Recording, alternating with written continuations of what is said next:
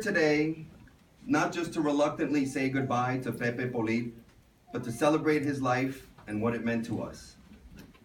When I first met Pepe, I was a high schooler with an earring and a fondness for wearing tank tops. And even if I didn't quite see myself as a young punk that Mario dragged in off the street, the look Pepe gave me quickly dispelled me of any notion to the contrary. But the bond I had with his son Mario was a strong one and only deepened over the years, so Pepe had no choice but to accept me. And I recall on one particular evening when I was at the Polit residence, waiting for Mario to get ready for an evening of whatever type of nonsense Mario and I like to get ourselves into.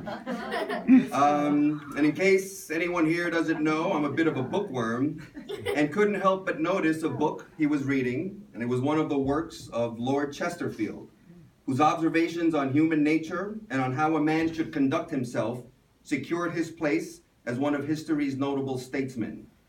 I started asking him about it, and on that day we conversed like two men who understood the value of exposing ourselves to the great ideas of those who came before us as a way of expanding our own horizons. I was honored by the fact that he respected my love of reading, and as the years passed and the Polit family grew to treat me as one of their own, I rose through the ranks and became Pepe's official partner in crime when he snuck off to smoke a cigarette.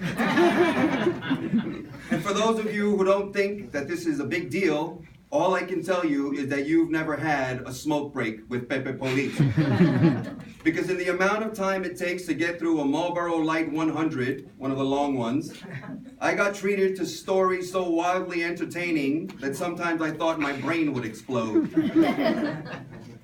And I also caught a glimpse into the life of a truly exceptional individual, a man who threw himself into the life experience with all its pleasures and challenges full on. He had a huge heart and a huge personality.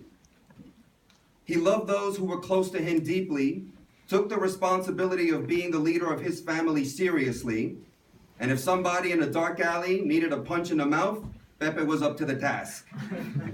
He was a loving husband and father, but also a hard taskmaster who demanded of his children that they fulfill their potential as they make their way in the world.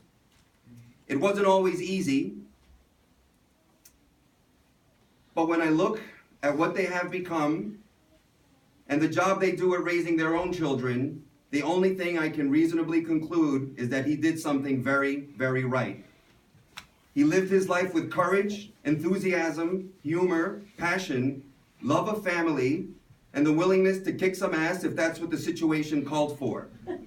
He was a man's man through and through, and shared his wisdom not so much by telling us what to do, but by showing us who he was. And when it became clear as to where he was heading, and that he was embroiled in a battle he was not likely going to win, he faced the end of his days with the exact same fiery spirit, courage, and dignity with which he lived his life. If, when my own days come to an end, I am surrounded by the caliber of people who are in this room and who feel about me the way we feel about him, I will have considered my all too brief time on this planet to be a resounding success. Because those of us who were touched by him are better because of it. And I can't think of a better legacy and a better reason to keep his spirit alive in our hearts than that. And so, Pepe, I want to thank you for sharing your spirit, for the laughter you brought into my life, for playing your part in raising the best friend a man could hope to have, and for the love, wisdom, and humor you shared with all of us. And so as you enter the next step in your journey through this universe, our love and respect go with you. Vaya con Dios, caballero. Thank you.